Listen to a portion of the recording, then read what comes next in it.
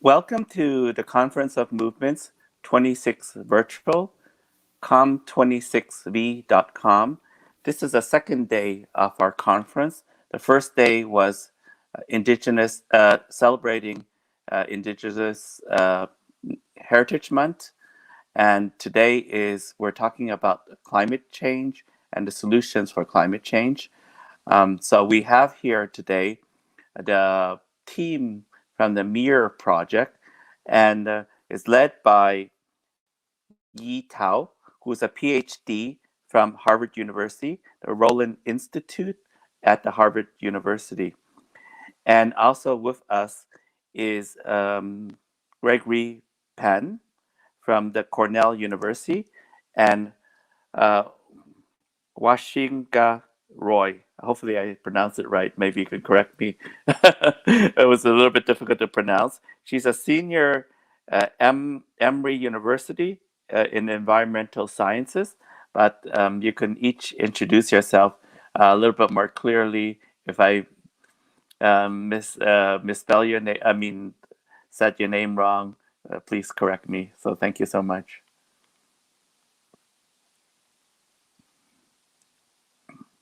Yi Tao, would you like to talk a little bit about your background?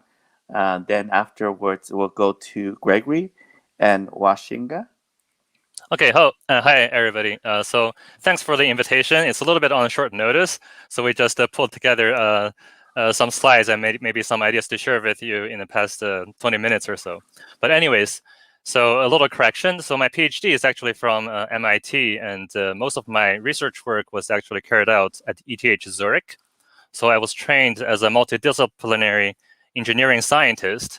And when I was hired by the Roland Institute at Harvard 4 years ago now, my mandate was to develop a atomic resolution microscope that can give you three-dimensional images and structure of heterogeneous pieces of matter to, for example, get the structure of proteins or antibodies or other nanoparticles. So that was my original interest. But really, the climate emergency has compelled me to leverage my learning and my skills to also help at this effort. It's a little bit like, everybody's trying to find solutions for COVID these days.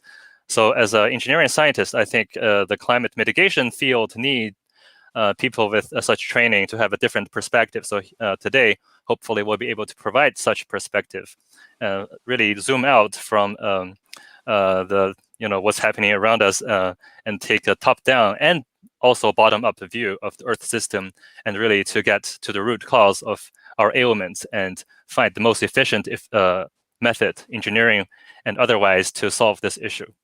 So we're excited to share some ideas and have a discussion. Thank you so much for joining us. So, Gregory, would you like to introduce yourself?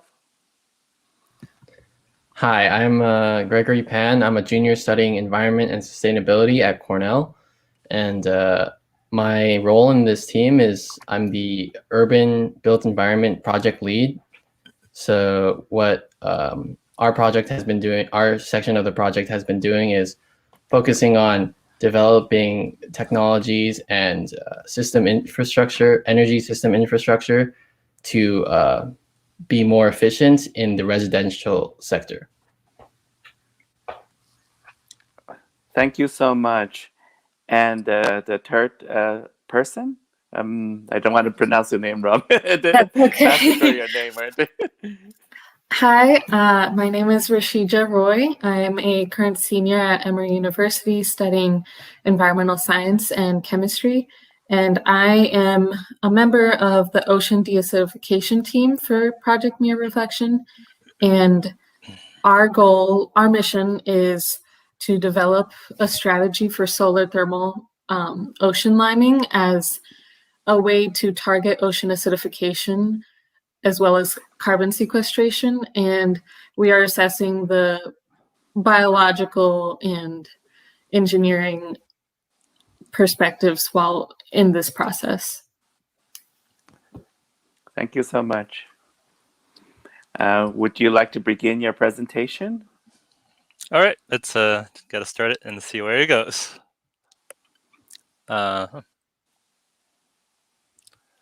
All right, I hope I'm sharing the right screen. David, could you please confirm?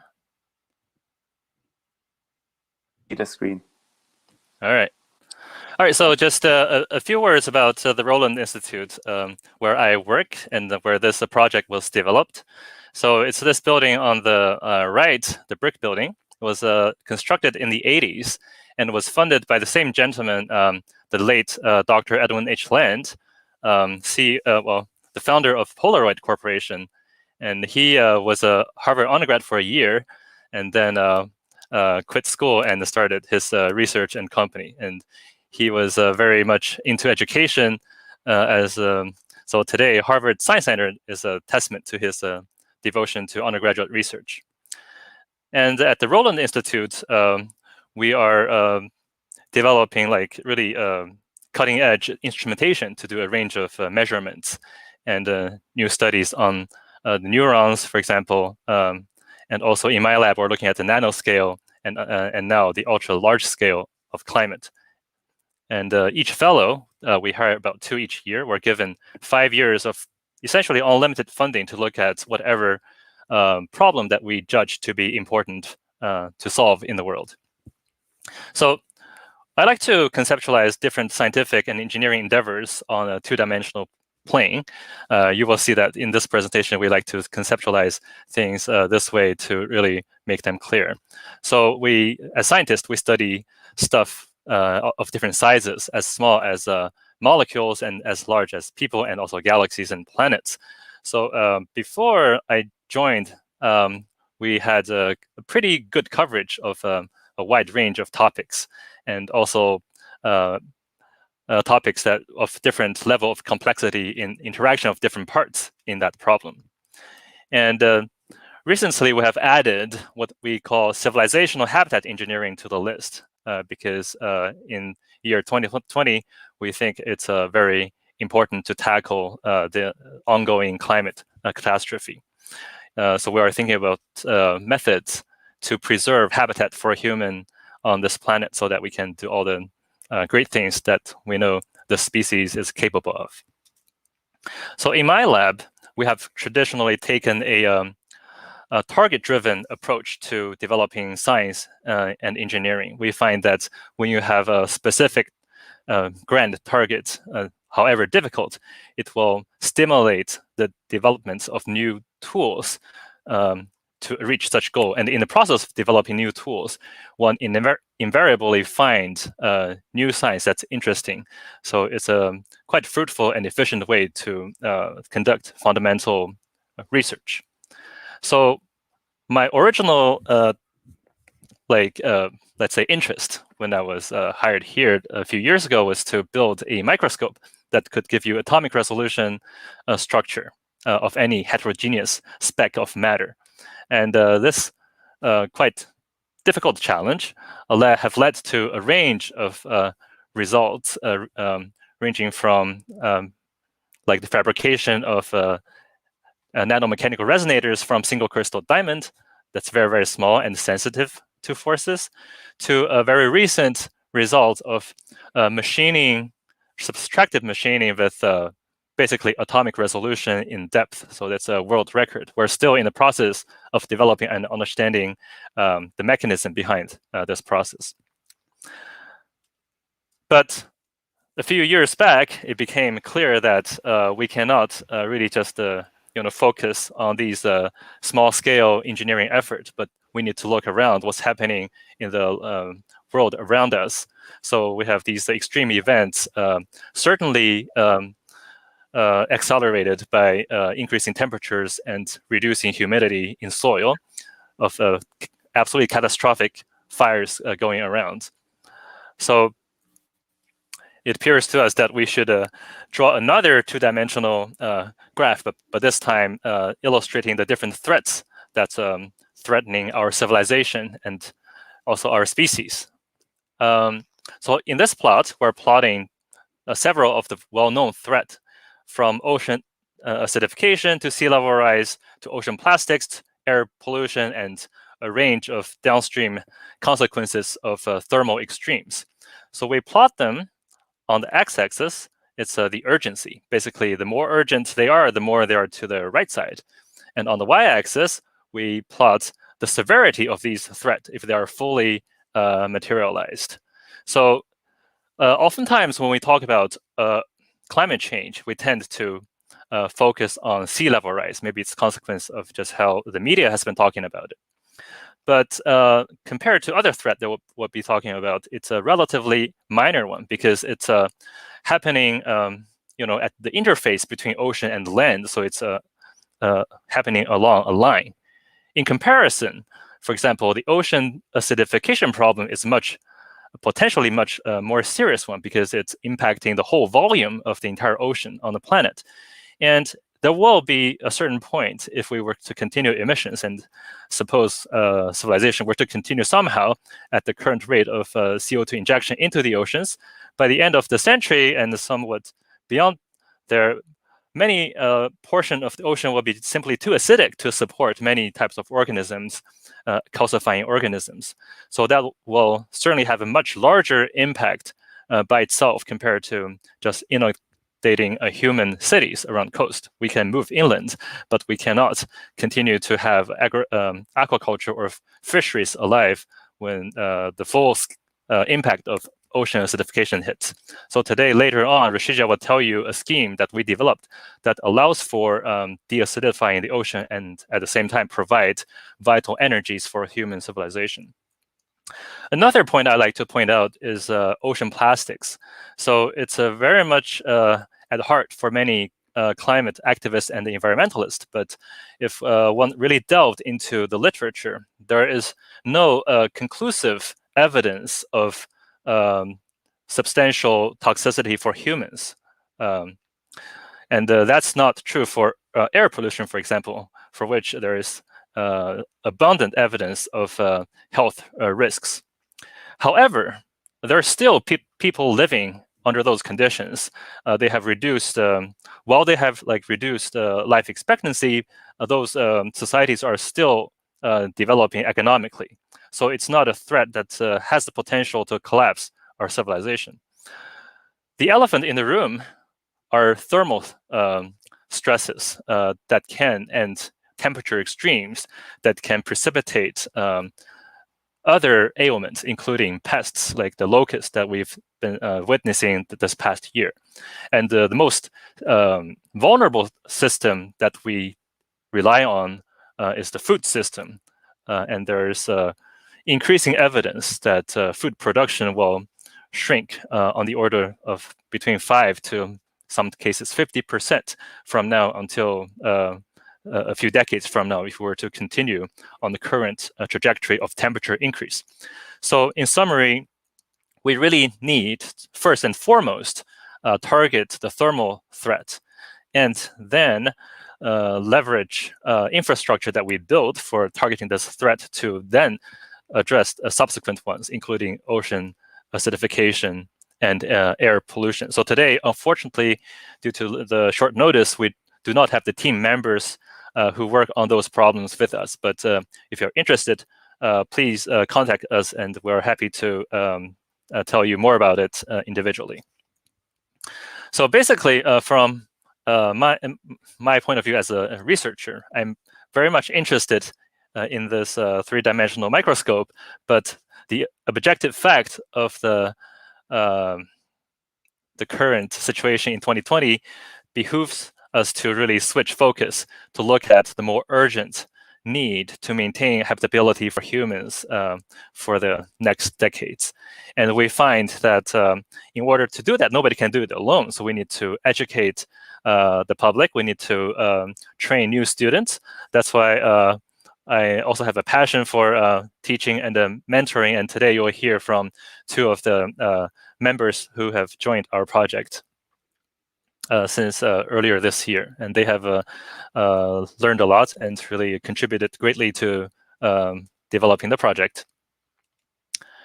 So, so today we'll have a few objectives. First of all, let's talk about how urgent the climate crisis really is. And then we need to discuss why renewable energies alone will not be a solution given the complexity of the Earth system that we will try to explain as well.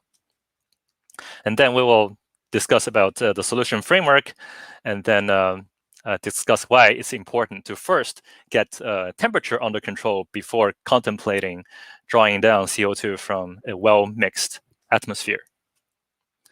So here I'm plotting some data points since we started to burn fossil fuel as humans, and how we have moved the entire Earth system in this conceptual two-dimensional graph, where the x-axis is the atmospheric CO2 concentration in ppm, and the y-axis is the global average surface temperature.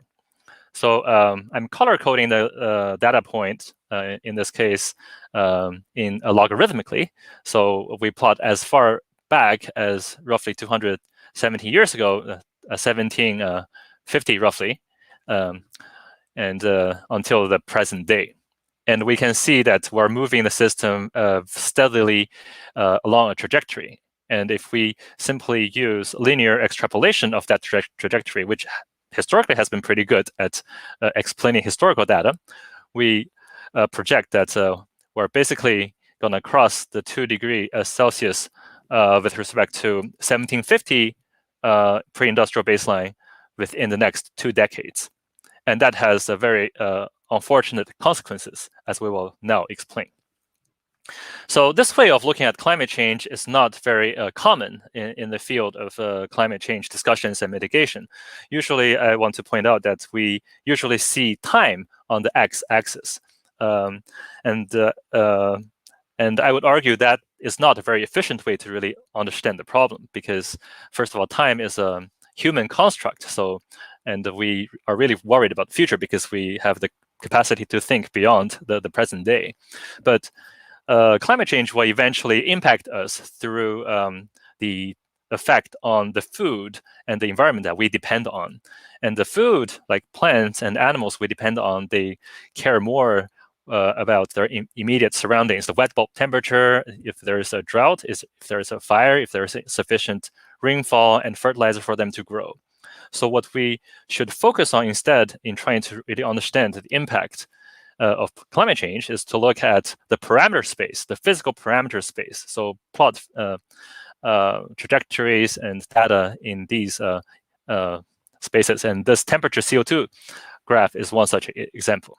Okay, so enough for the detour. Now let's come back to this particular graph. So I have a region plotted green.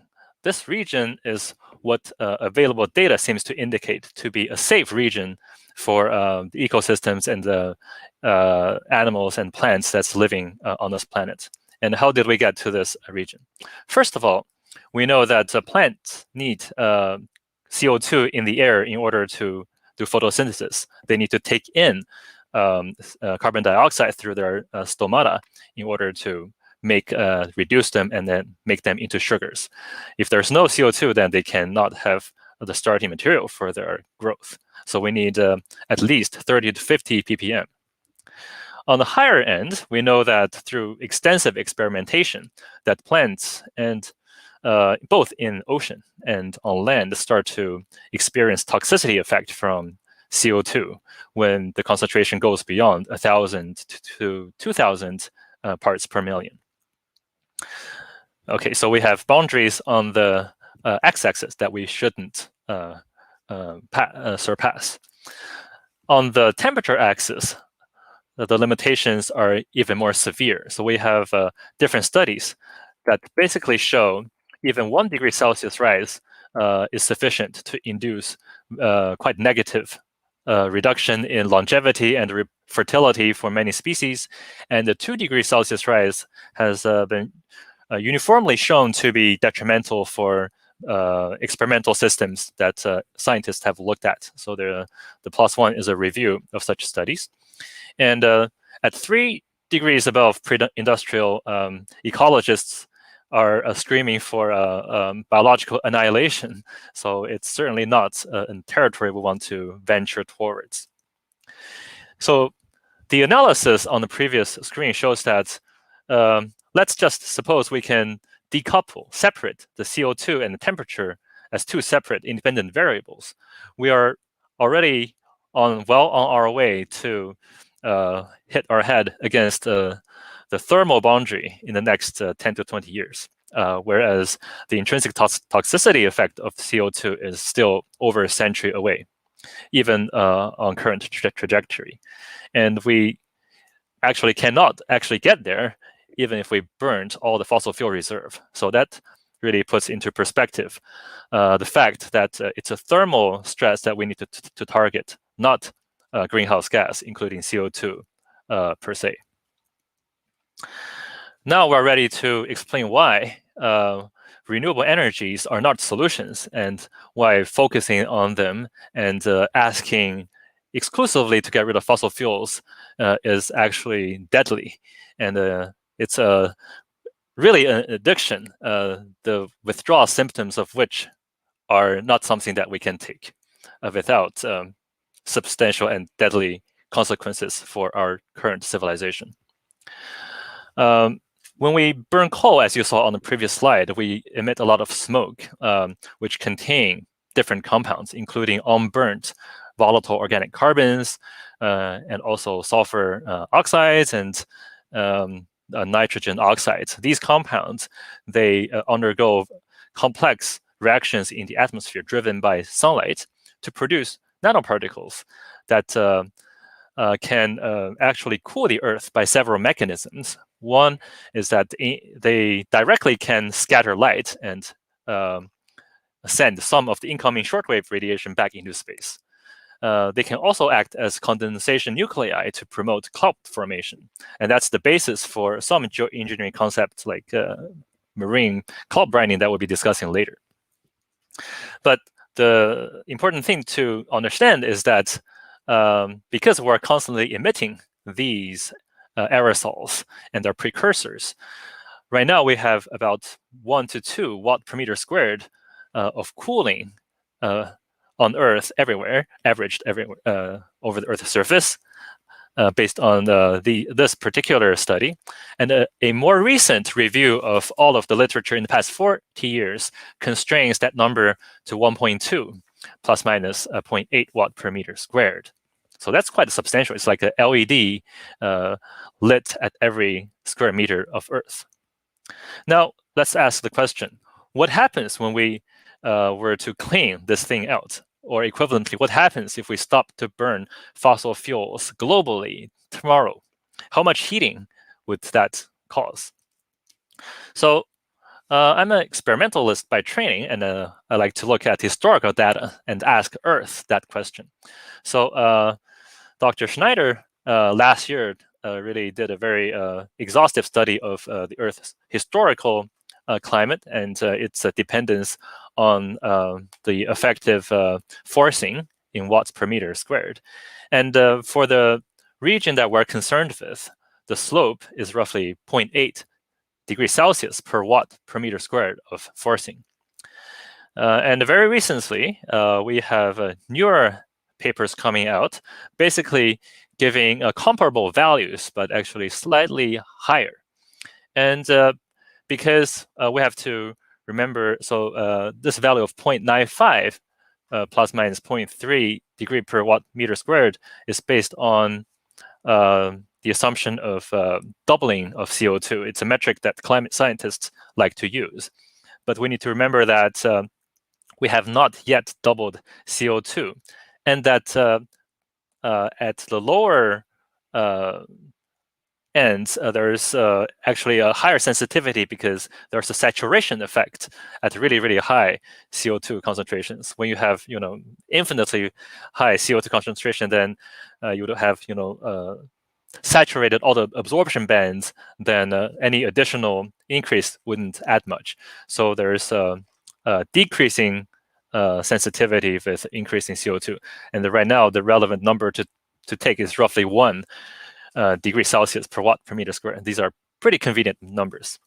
So to answer the question of how much the Earth will warm, after we stop to burn fossil fuel, we take the sensitivity number, roughly 1 degree per meter squared, a watt per watt per meter squared, multiplied by 1.2 plus minus 0.8 watt per meter squared. And we roughly get a number of 1.3, 1.5-ish.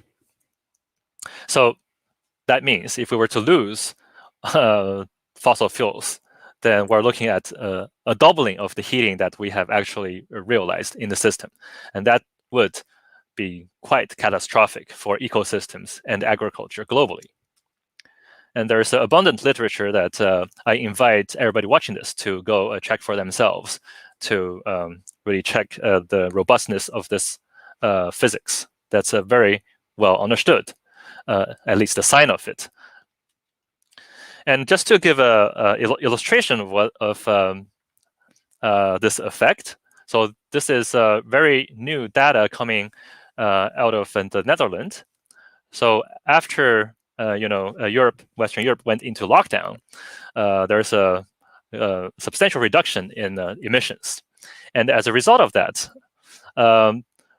scientists measured an increase in direct irradiance. Basically, sunlight that can immediately go down from the sun to the ground without being scattered, with respect to sunlight that has to be bounced off of some aerosols and then strike the ground at an angle. So compared to before we stopped, before we started the lockdown in Europe, to afterwards, there's a clear increase in the proportion of direct irradiance. In addition, there's also an increase in the total amount of sunlight received on the ground, at least at this measuring station in the Netherlands. And the amount of sunlight they got this year as results, likely linked to this shutdown of emissions, is the highest since 1928. So that's something to keep in mind. And the value was about 2 watt per meter squared, higher than previous values. All right, so now we are ready to explain why, even if we could magically transition to 100% renewables today, it's not sufficient to really ensure safety for the world. What would so in this graph, I'm plotting hypothetical scenarios. Let's assume we were to choose just any one of a particular renewable energy. But before, let's look at what happens if we were to continue on current course. If we were to continue burning fossil fuel, it doesn't look good at all. We will be slowly but surely gonna cross all the limits that we shouldn't be crossing, and as a consequence, suffer catastrophic damage to our infrastructure and civilization. But if we were instead going to transition, say, into wind energy as of this year, then we would, within 5 years roughly, lose or actually realize all of the hidden heating that's already in the greenhouse gas that's in the atmosphere as a result of losing this aerosol cooling effect. And based on the latest estimates of uncertainty, the range, we have roughly like 90% confidence it will be between 1.8 to 4.5 degrees Celsius above, compared to pre-industrial choosing 1752 as the baseline. So this number, there may be like 0.3 difference between my preferred definition of 1750 to what the mainstream climate field like to take, somewhere around the 1850 to 1950 range. In my mind, it's more rigorous to use a date before humans really started to burn coal and fossil fuels on a large scale. So I suggest that we stick to the most rigorous possible as scientists, 1750. All right, so all the renewables, regardless of which one, if we were to magically transition, would incur this sort of unfavorable increase, some of which we might be witnessing this year as a result of COVID-19 lockdowns. And subsequent to that, different technologies might continue to contribute, happily at much slower pace, CO2 emissions as a result of infrastructure maintenance with some associated heating due to the CO2 equivalent that's emitted. Something I like to draw people's attention to include wind energy. Wind energy, in terms of infrastructure needs, is actually better than the solar alternatives. However, because of its mode of action, it's actually churning up the atmosphere and causing excess heating to land by several mechanisms. One of which is it keeps nighttime temperatures really high because it mixes up the boundary layer, so the land cannot properly give it heat off to the upper atmosphere during the night in the absence of incoming solar radiation. So that has consequences for sustained thermal extremes in the future. So wind may not be a good alternative, despite its relatively lower infrastructural demand. The other point I want to make is that planting trees, if we want to go to bioenergy, then we would need to convert so much high albedo areas into low albedo forests to grow these trees. And the heating absorbed by these dark forests would drive substantial increase of about like 3 degrees Celsius just from the heating from the dark leaves. And in addition, we simply do not have land on Earth to implement such forests. So it's not really a viable alternative. So if we were to transition, in the future, which we have to a renewable energy, the only sensible choice is solar thermal, because it's the one that incurs the least infrastructural emissions, and it uses the least energy because it doesn't require, as in the case of solar photovoltaics, the refinement of high quality, high purity silicon metal. So let's now discuss the solution framework. But before, let's take a very simple conceptual view of why we settled on this particular approach. Historically, the amount of heat trapped in the Earth's atmosphere and ocean mix layers have been relatively constant on the timescale of centuries to millennia.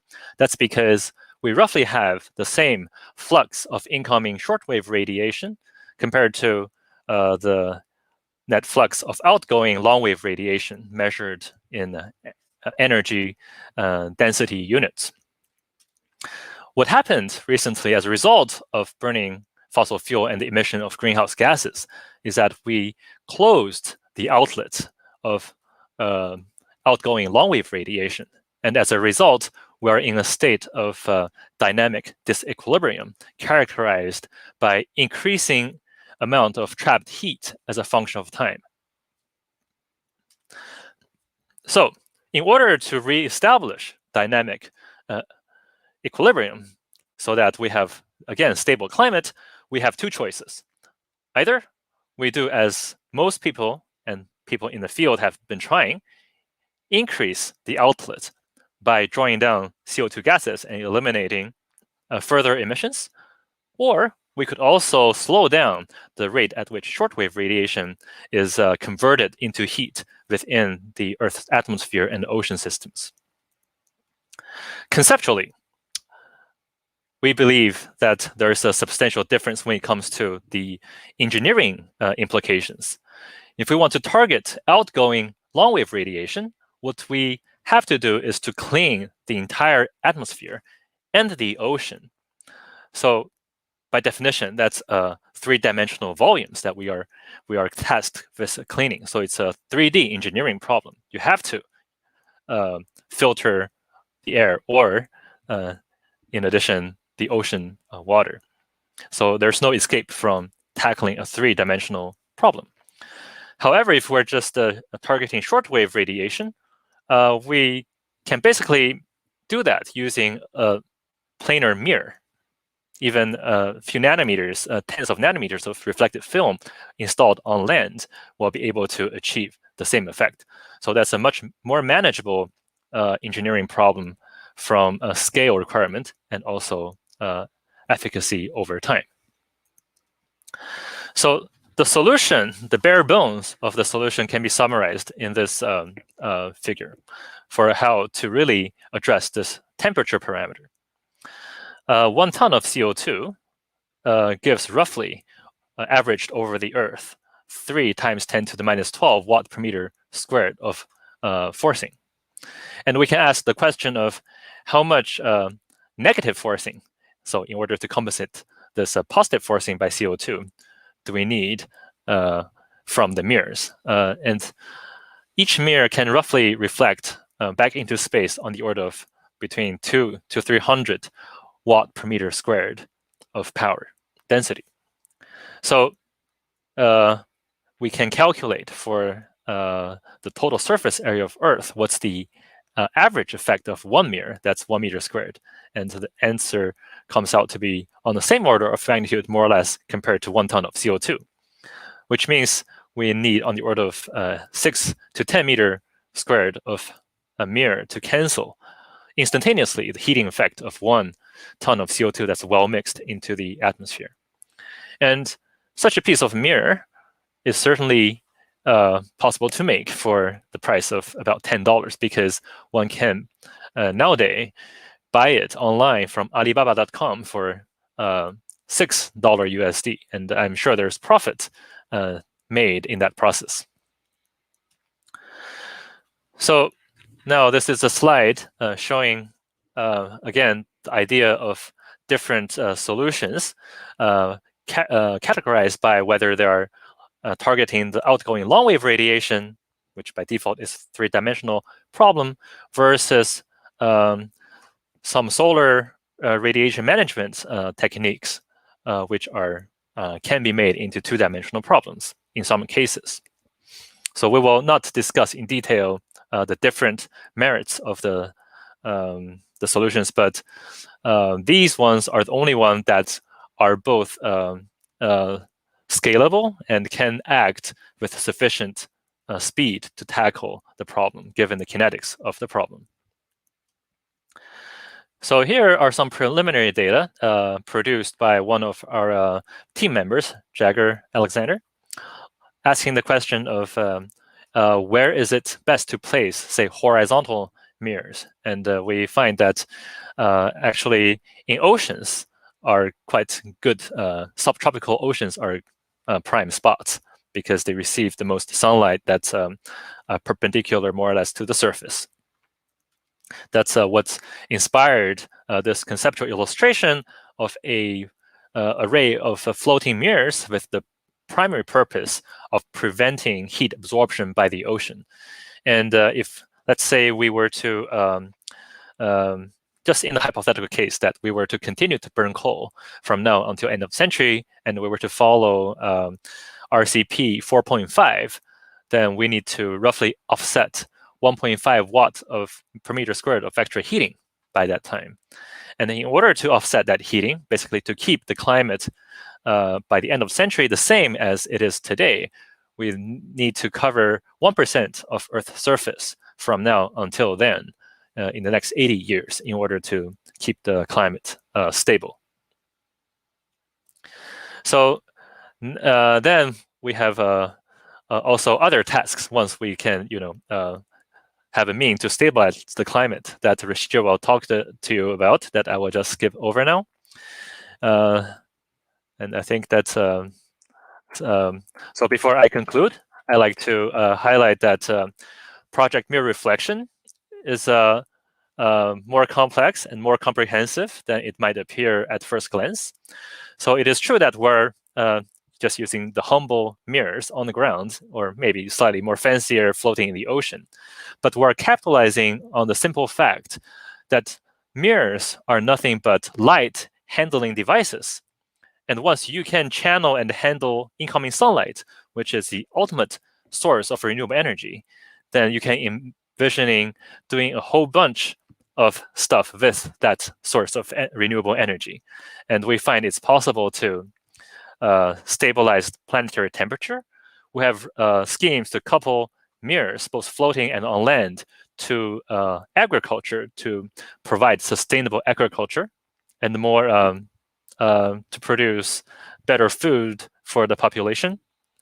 and we have schemes to use them, and we understand, we're gaining understanding of how controlling the thermal variable will very positively impact coral reef systems and apex predators such as sharks, who are basically expending so much energy searching for prey due to increased energy needs at higher temperatures, that their reproductive potential are decreasing as the ocean gets warmer and warmer. We also have multiple schemes of how to more efficiently capture energy using MEER-enabled infrastructures, and today Gregory will talk to you about later. And we also have means to stop or neutralize the methane that's coming out of Arctic and the permafrost, which we will not have time to go into today. And with that, I'd like to hand it back to the organizers.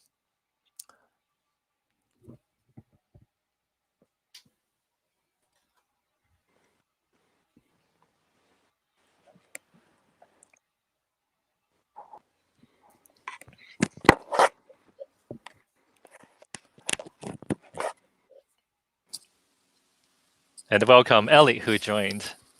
She's another team member of ours.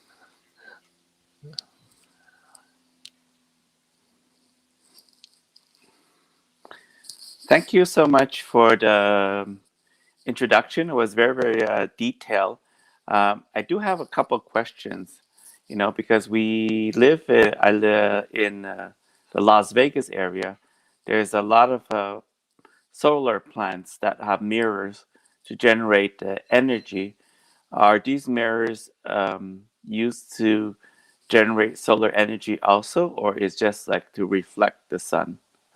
That's a question. Yeah, I think those are concentrating solar thermal power plants. So those mirrors, they are mounted on tracking axes. So they more or less continuously point the reflected beam towards a central tower that captures or convert that light into heat. And that heat is then transported via a liquid salt transportation medium to make steam to drive turbines. That we understand very well and are very high efficiency. So concentrating solar thermal power during good hours have a higher efficiency than photovoltaics. And as I discussed, they also have less CO2 emission per kilowatt hour of produced electricity compared to photovoltaics. So they really should receive policy support to really further develop and bring the cost slightly down, and also because they actually have better climate impact compared to photovoltaics. Thank you. Also, the question also is that, a lot of the investors, when they put money in or organizations, a lot of them at this present time in the world are looking for a return on investment. Let's say somebody says, here's $1 billion to fund this project. Is that purely a humanitarian effort, or there is some return for those people who put the money in? What I can tell you is that if we received $1 billion funding, we have half a dozen ideas that can be patented, and if fully developed, those would enable substantial monetary return. But it's the ethics of our project to use the majority of the gains to better human civilization and to move past a capitalist-driven world and economy. We're happy to work with organizations and donors who share our vision, and we're happy to also have a compromise in how profits are used. But it would be against our vision and mission to really use this research and just to promote the same system that got us here.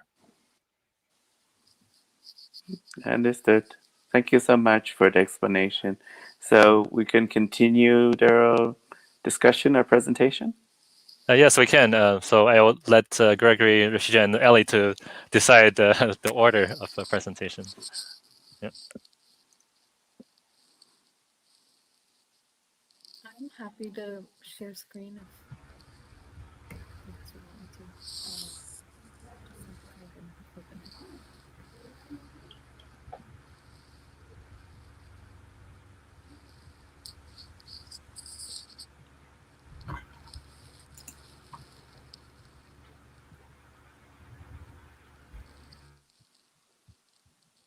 Are you guys able to view? Oh, sorry.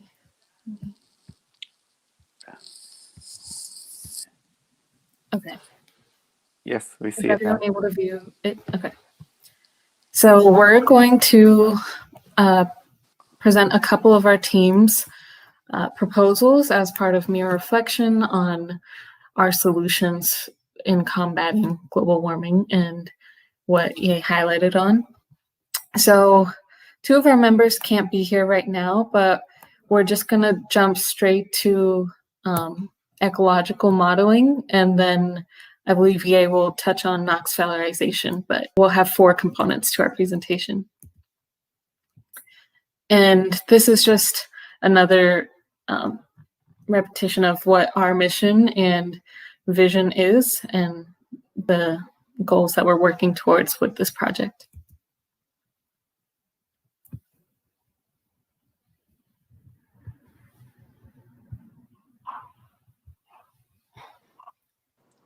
Okay, I'm not backstage anymore. So I'm Ellie Flynn, and I'm the spokesperson for Ecological Modeling. Would you mind going to the next slide? So as rising global temperatures alter atmospheric chemistry, nutrient cycles, and carbon fluxes, quantifying these disturbances and their effects on marine and terrestrial ecosystems is integral in proposing large-scale climate change solutions. So as we develop our MEER arrays, we really want to know the effect that they could have on natural systems in the ocean and on land. And we're also trying to quantify the effects of abiotic influences on these systems through an ecosystem model. And so our research aims to assess the effect of climate stressors, mainly temperature, moisture, and CO2 levels, and of the mitigation efforts that we're proposing at Project MEER Reflections, as I said, on terrestrial and aquatic ecosystems. And through a really extensive literature review, we noticed that the current mechanistic or the current ecosystem models, such as EWE, don't connect abiotic stressors to biotic interactions in modeling ecosystem health. So we would really like to connect these 2 ideas so we can properly model ecosystems. And our proposed mechanism is, or our proposed way of doing this is through a mechanistic model, which really focuses on like physical conditions and how they would affect biotic interactions, such as phenology and just species interactions. And our mitigation efforts prioritize ecosystem restoration through the stabilization of global physical conditions. And we can go to the next slide. So as I was saying, this is a main model that we've looked at, and it's called EcoPath with EcoSim, and it balances mass. And so you can kind of see, like, if you could click to the next. Yes, so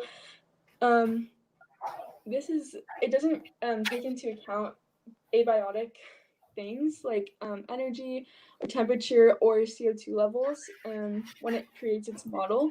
And so we really want to take into account these things when we create our own mechanistic model so that we can properly model ecosystems. And could you click again, please? Yes, so that's pretty simply like what our goal is in ecosystem trophic modeling. And then if you could click again. So our model will help us find the results that we can attribute to a given variable, for example, temperature, and it will allow us to look at complex ecosystems and higher trophic levels versus just like single trophic levels. And as Ye was saying, we can like sort of observe the effects that that climate stressors have on like apex predators and their like interactions with lower trophic levels and that kind of thing. And so that's pretty much all I have to say for ours.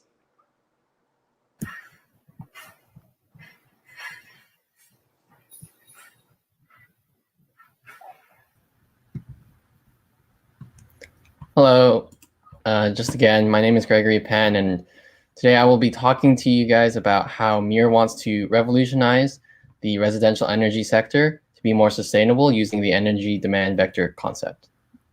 Next slide. And this graphic here shows our energy production history, and we can see that fossil fuel-based energy has increased in total generation over the last 60 years, while non-carbon energy has not increased in a significant manner. As our energy demand has grown, we have became more dependent on fossil fuel-based energy. Next slide. In addition to this, if we look at the residential energy consumption, which is the focus of our team, we see that the residential sector represents about 1/5 of the energy used worldwide. This means that we can increase our non-carbon energy generation by about 20% if we create a suitable residential energy infrastructure through the EDV. Next slide. So before we get into what the EDV is and how we are planning on using it, let's take a look at different photovoltaic efficiencies and how they have increased in history. We see that overall, the efficiency of photovoltaics and solar panels have increased to about 48%. And this requires multi-junction cells that are extremely difficult and expensive to fabricate, making scale up very challenging. Pursuing efficiency improvement as a key strategy can therefore be one of several explanations of why the growth in solar photovoltaics and other renewables is slower than the net growth in energy demand. Next slide. We see a similar plateauing in improvements of efficiency in the heat to electric conversion process using steam turbines. There has been, and there still is, a heavy R&D investment in the sector of fossil fuel power plants and their ailment. As you can see, over the past 50 years, there has only been a minimal increase, not even 5%. That's a less than 1% increase every 10 years. These efficiencies have not been keeping up with the demands as for aforementioned, and the trend suggests that investing in the improvement of these technologies isn't going to help solve the problem of higher energy demand. Next slide. And so if we look at the current conventional approach to generating energy, we see that we have a centralized location that is converted to electricity, which is lost, and a lot of energy is lost as heat, and then further transported to the residential areas where the energy is then reconverted into heat or other forms of energy. The EDV approach takes the energy lost as heat and uses it for thermal energy, which is a main component of a lot of residential homes. If we go to the next slide, we can illustrate the analytical power of the EDV concept using an example data set for several states in the US. Each of these points represents average data from a state. Larger circles represent states with larger populations. The X and Y coordinates of a point respectively represent the per capita energy consumption of space heating and AC cooling. The color of the circles encodes the average winter temperature of that state, or average summer temperature of that state. We see a clear correlation between the direction and magnitude of the energy demand vector with local climatic conditions. Notice that the range of the two axes are different. Quantitatively, the visualization shows that colder climates require more energy for achieving thermal homeostasis, leading to greater energy requirements. The main takeaway from energy point of view is that the EDV is highly location specific, suggesting that distributed one-step energy conversion technologies need to be tailored to local needs for maximal efficiency. Next slide. And here we have a follow-up analysis inspired by the previous EDV visualization and reveals insights about the average temperature preference of Americans. Here we plot the per capita AC cooling consumption against summer average temperatures, but plot per capita heating against average winter temperatures. The y-axis of the fractional energy usage of each individually. The normalization may serve to control for economic and cultural disparities across locations. Linear fits to the dataset intersects with the x-axis at around 20 degrees Celsius. At this ambient temperature, individuals devote less than 10% of their total residential consumption to thermal regulation, suggesting that the optimal temperature for humans in the United States is around 20 degrees Celsius or 68 degrees Fahrenheit. Next slide. And now here is a diagram showing the total US residential energy consumption. On the left side of the diagram, flowing towards the center, is our current energy generation and distribution for residential means. The overall height tells us how much primary energy is being consumed to produce the red portion, our national EDV. On the right, we have a much smaller total primary energy source because we removed the remote convergence step, eliminating losses in that process represented by the black bar at the bottom center. In the application of the EDV, we will be looking at making use of the abundant source of photon energy the sun provides, but the primary source of energy of the EDV can in principle be anything. And that is it.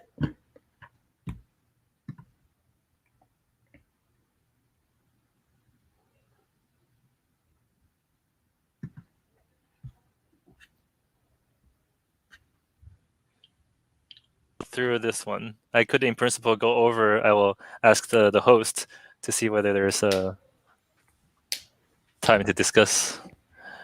Otherwise, we can also move on to Rashija. Yeah, maybe let's do Rashija's part first because that's quite important. The problem of ocean deacidification. Yes.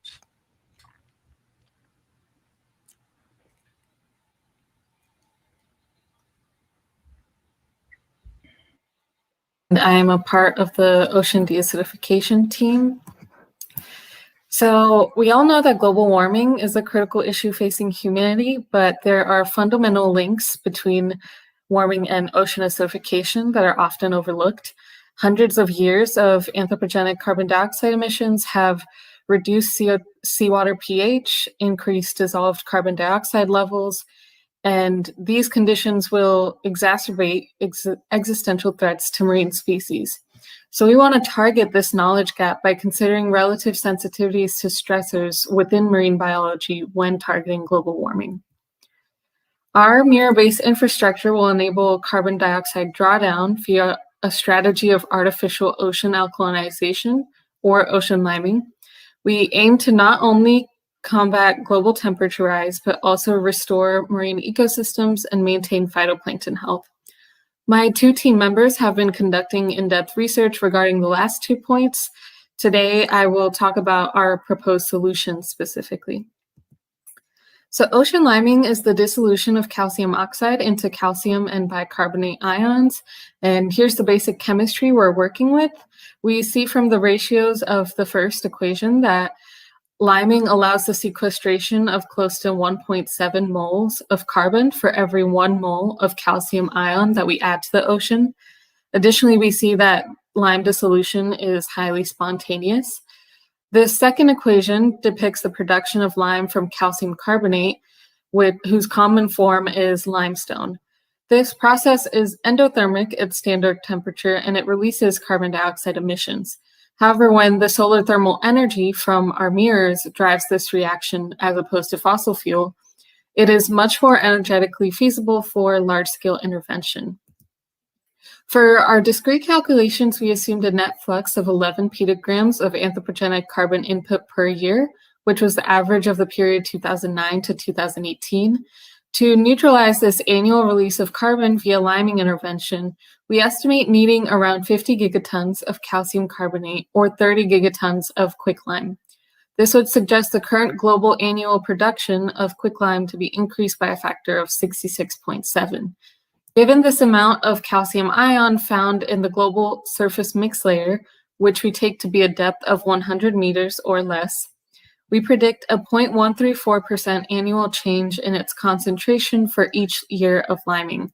This small perturbation we expect to be localized and offset in the long term.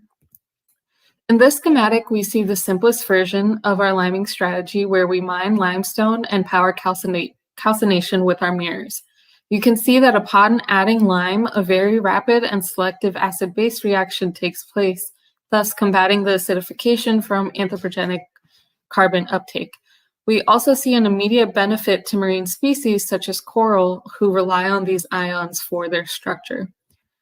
Ocean liming is a geoengineering technology that has had limited research focus in the past. However, in assessing these various methods for CO2 drawdown, we find that other methods are not particularly feasible or kinetically favorable. We highlight direct air capture as costly both financially and energetically. This technology uses alkaline sorbents, which are readily available to capture carbon dioxide from ambient air. Our estimates suggest the energy demands are very high, in large part due to gas demixing, which is not spontaneous.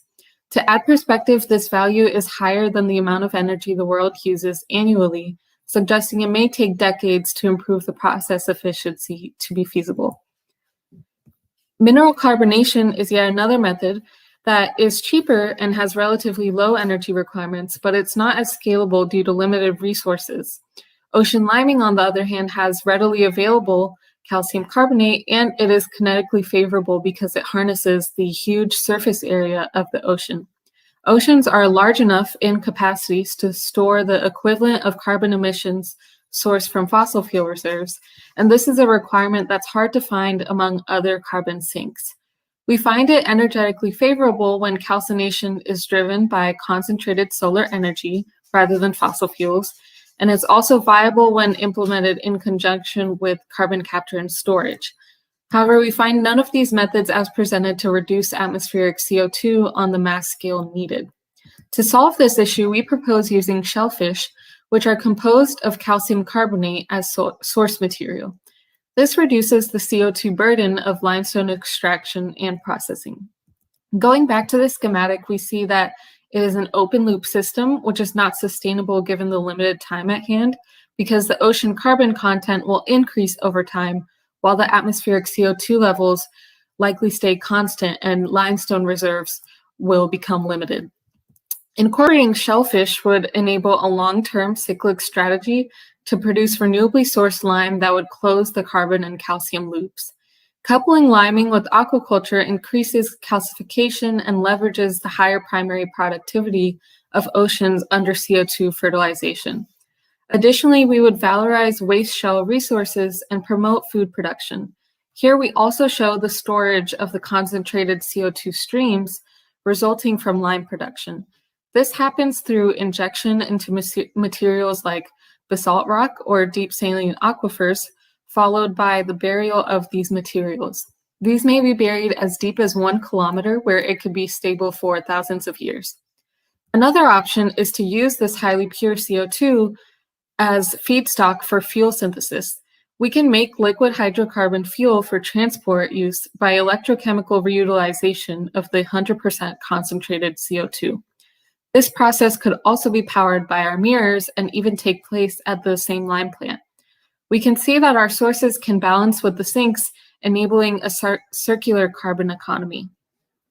There is one more element that we propose to maximize this intervention's impact on our planet as well as our civilization, and that is to incorporate residential heating, as Gregory discussed with urban built environment, into our strategy. Calcium oxide, the benefits are that it's highly soluble, but it is a bit wasteful because the reaction releases heat. And if we were to undergo hydration with water first to produce calcium hydroxide, which is still soluble, this would provide a lot of heat energy that could be that has the potential to fulfill residential space and water heating requirements as part of this entire calcium loop. And I believe the next 2 slides, Ye will be elaborating a little bit more than what I've been talking about. But Thank you. Yeah, thank you. Okay. So basically here we're doing a thought experiment. So the thought experiment is, let's assume for a second that everybody transitioned to eating just seafood. And there's multiple reasons for doing that. One of which is that land-based agriculture is really devastating biodiversity on land and incurring soil loss and additional emissions of methane from the farming of cattle and goats and sheep. So here we make the assumption that somehow we moved or vastly expanded the production of bivalves, and that we obtained most of the protein and energy need for the whole world from such aquaculture production. So associated with this amount of clam and oyster meat, we have a lot of shell calcium carbonate produced in the process by the biology of these farms. And we can calculate that if we were to fulfill the nutrition this way, we would be able to sequester in this process of biogenic calcium carbonate formation roughly half of the CO2 emissions from year 2019. And this shell material, as Rashida mentioned, can be decomposed into the calcium oxide and the CO2 component by solar thermal calcination furnaces and plants. And this calcium oxide, when you do the hydration reaction, releases enough heat to provide basically the entire world's need for residential space heating. And coincidentally, the hot CO2 gas coming off from the shells at 800 or 900 degrees Celsius roughly has enough thermal energy content in it to heat enough water to power the entire world's hot water need. So the utilization of the chemical and physical forms of energy in this process could lead to an additional 9% reduction in total fossil fuel use. And this scheme together satisfies then several needs of our civilization. So the nutritional need, if we moved agriculture off land, that leads to about 6 gigaton reduction in greenhouse gas emissions, equivalent to CO2 emissions. And we sequester half of the emitted gas that we need to sequester if we either reutilize that or inject them into underground storage. And then we have the additional saving because we didn't burn fossil fuel to heat our buildings and our water. Next slide, please. So overall, this example shows that it's possible by putting together different parts of the puzzle in a coherent framework, we're able to drastically reduce current emissions by up to 75%. And if we believe with such expanded solar thermal infrastructure, we convert electrical production also to concentrating solar power, we would be in a very good spot of being able to, through the oyster and the clam farming process, perform a net drawdown at a rate of 5 gigaton CO2 equivalent per year. So I think that's most of the story we'd like to share, and I give it back to the host if there's questions from the audience and from you guys.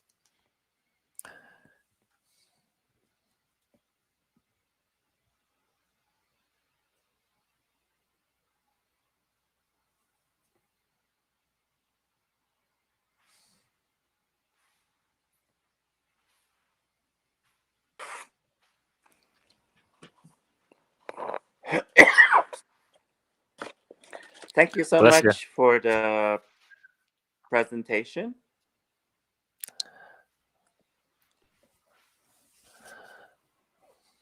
Hello? Hello, yes, I can hear you. Can you hear me?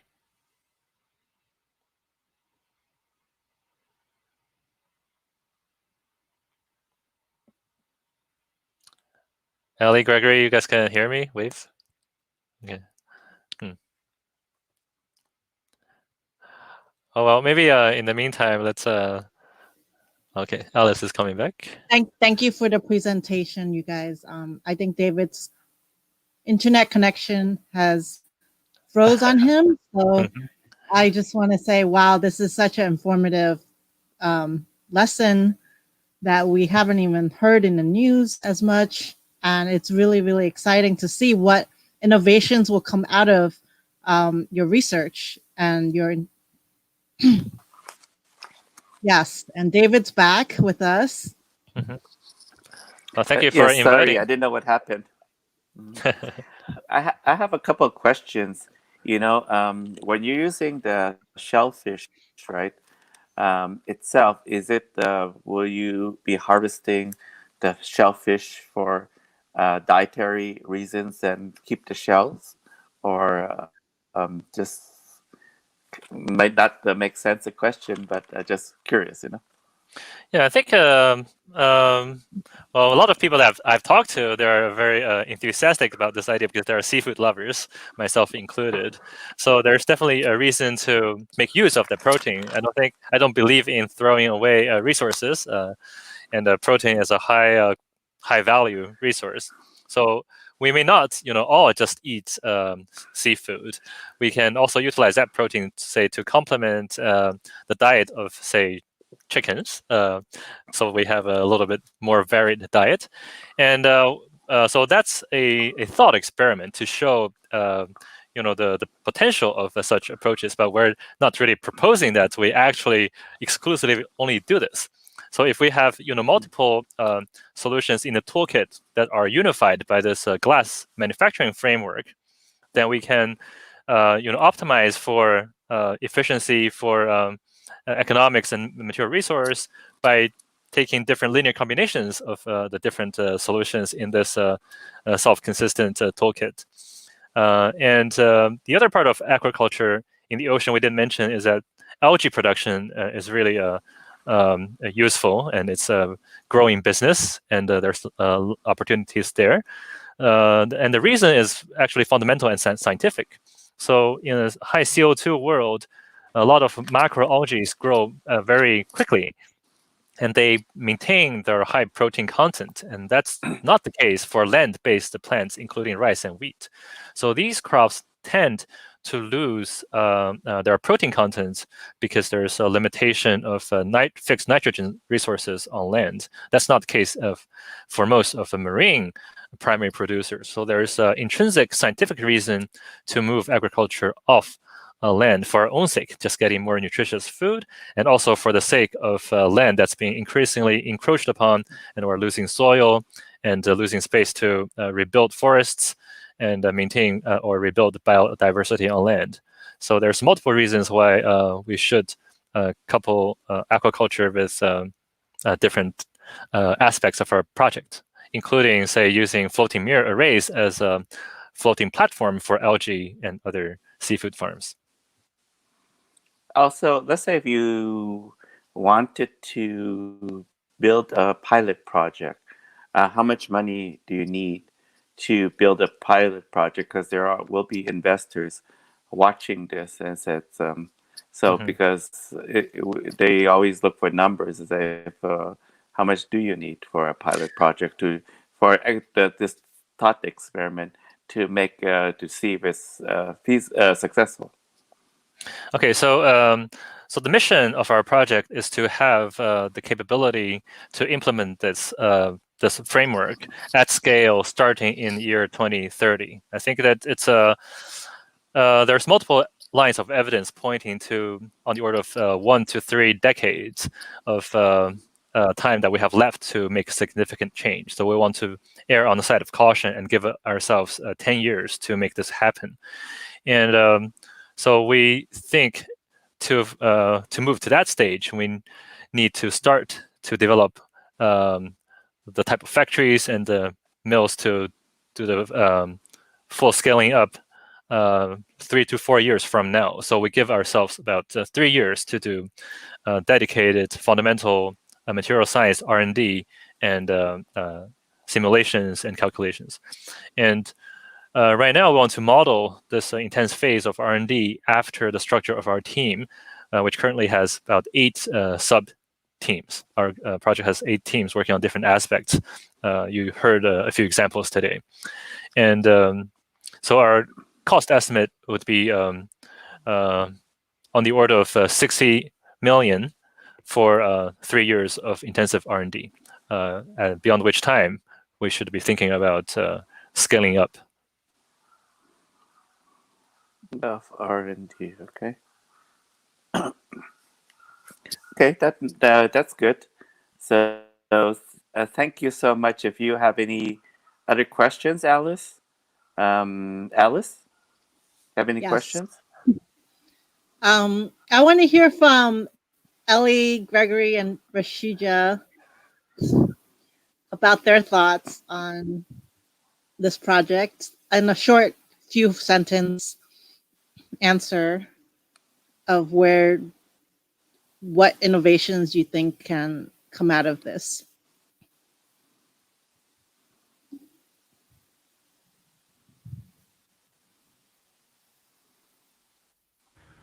I can start.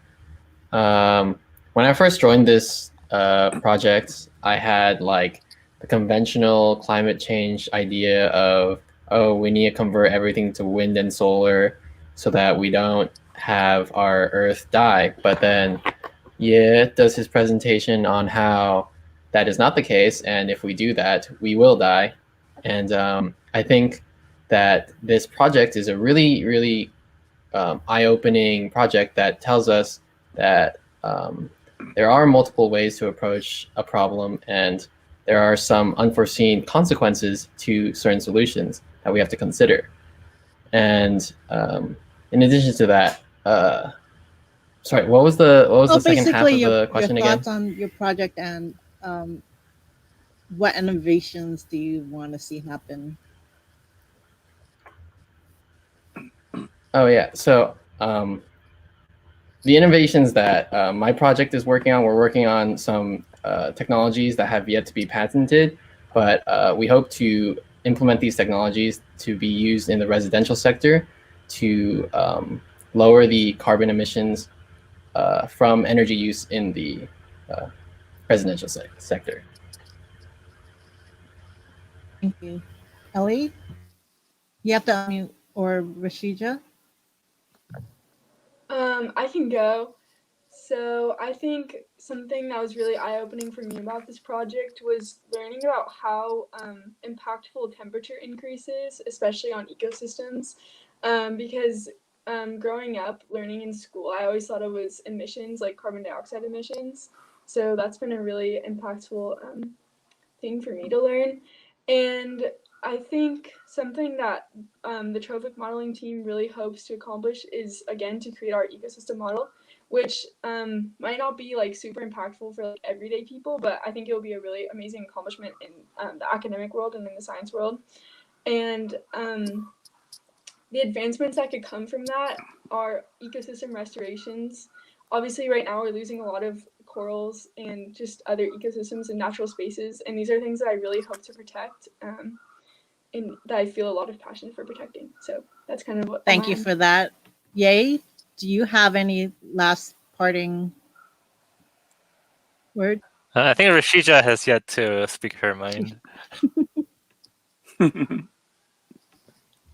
Not too much to add. I agree with everything Ellie and Gregory said as well. But yeah, personally, coming into this project, I did not have much awareness beforehand of geoengineering technologies and ways to reverse climate change beyond what the common knowledge is, I think, of changing our lifestyles or converting from fossil fuel usage. And so now we're seeing the need to actually do an intervention. And even though the ocean deacidification, it's a really large scale proposal with many different innovative tools and technologies that it incorporates, I think the problem we have at hand is a grand problem, and it requires a solution just as well thought out and incorporating all these various loops that we've done. So I think starting with this project, there's lots of inspiration already coming, and there's ways we can continue to improve these methods and make them more innovative. Thank you. Yay? Any? Yeah, I actually have one last thought. So obviously, we are confronting multiple threats, and we need everybody on board. And it's also a priority of the project to educate the public and also form partnerships. And I think as the current members, mature, become competent scientists, researchers, and inventors on their own right, we are moving toward a stage where we can expand network and have just the current members becoming mentors and to teach younger students in different parts of the world. So we're looking also forward to testing different models of education and in STEM. Because right now it's almost a privilege to go to college and receive higher education, and that shouldn't be the case. And that's part of the reason why we're having debates about whether climate change is still real or not. So we should leverage the opportunity of COVID and moving most things online to think of ways to expand education, higher ed, across border, across globe, outside of these ivory towers. So that's our one of our mission as well that we like to pursue. So if you are an educator, you're interested in learning about climate change or doing outreach, please reach us, and we'll be more than happy to assist and participate in your efforts as well. And thanks to Alice and David for the invitation. And yeah. Thank you, everyone. You can rewatch yes, you this guys, broadcast. thank you so much for this. Really excited about your project and your the young people will help bring the solutions for the future of our planet. Also, one last thing, because Indigenous people, this event is hosted by Indigenous people, which people call Native Americans or original peoples. How can Indigenous people participate in such a project? Besides because they protect 80% of the Earth's biodiversity, also govern 25% of the Earth's land and protect 80% of the Earth's forests. And there's a lot of island nations that also are also being potentially wiped out by the sea level rise. So how can they participate in such a project? I think, first of all, the Indigenous people, they have a great depth of knowledge and the connection with the ecosystem because their livelihood depends on a healthy ecosystem. So for decades, they have been fighting, just with their kayaks against tankers in Australia and the New Zealand. And so, so what we would like to help with is to also help them really understand the complexity of the system, and that at this point we need to be united and smart about which solution that we support and we go to. And but of course we also need the majority. It will not only impact the most vulnerable, it will also very soon come to a place near you, regardless of how privileged and shielded you think you might be. So it's a message also for the heads of states and also the billionaires. Do not believe that your wealth will be able to protect you or your children for much longer. And we're all in this together. And in the end, I want to say that money or wealth really means nothing.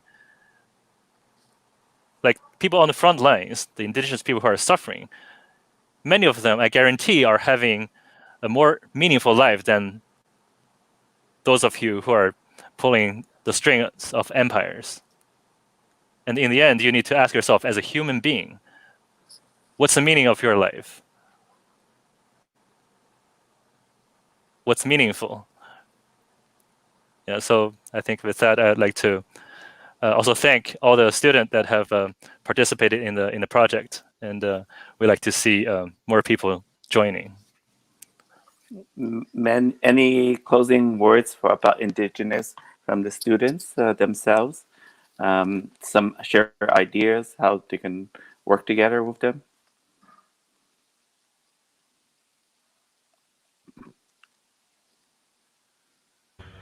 I personally believe that, I agree with many of Ye's sentiments about how, the indigenous people have been fighting the good fight, I guess, and how, we have to do our best to support them, not really the other way around. And so, hopefully we can work together with them to help bring awareness to the general public and get some meaningful change to really save the environment and save the world.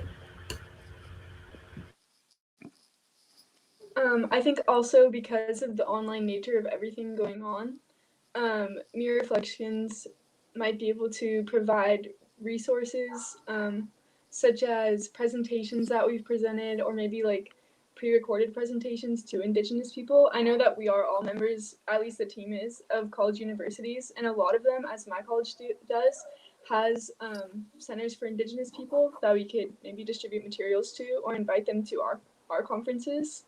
But yeah, other than that, I think reading is really important. Like reading literature on climate change could be a really good way to like stay educated, and also voting is really important. So I don't know, like just staying knowledgeable, I guess.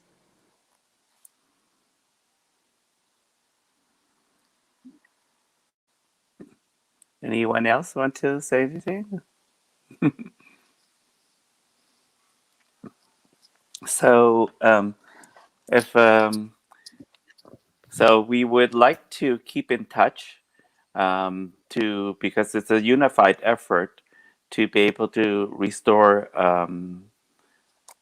the climate, and not only the climate, our ecosystems and so many other things that are being threatened. There's a threat of the sixth mass extinction and so many other things. And it's a unified effort is because, yes, one solution is not the overall solution, because we need multiple solutions for this to be combined together. Like example, like indigenous people were defunding the banks, trying to defund the banks from supporting or supporting with capital these fossil fuel companies. That's one example. The other example is to try to stop the pipelines or the destruction of the rainforest. That is a combined effort with these solutions that need to come together, is because by supporting each other, we will resolve this issue. But I don't think it's a single solution that we can solve the issue of climate change. Also, climate change is really interconnected with other things like poverty. Example, if the people are extremely poor, they would not care about the climate or other issues. There's so many issues that are connected with, including, like example, indigenous rights is connected with the climate change. Is because that allows the fossil fuel companies to go into the Amazon and destroy for fossil fuel or other things. So all these things are interconnected by one another, and by helping each other, I think we will find the solutions. Yes, let's hope so. Yep. Thank you, everyone. This broadcast can be watched on Facebook, Live Hope Festival. And we look forward to working with you guys in the future. Yeah, Thank thanks you again for the invitation, and please keep in touch, and also help us getting connected with other solutions and frameworks and organizations and the indigenous communities. Yes, thank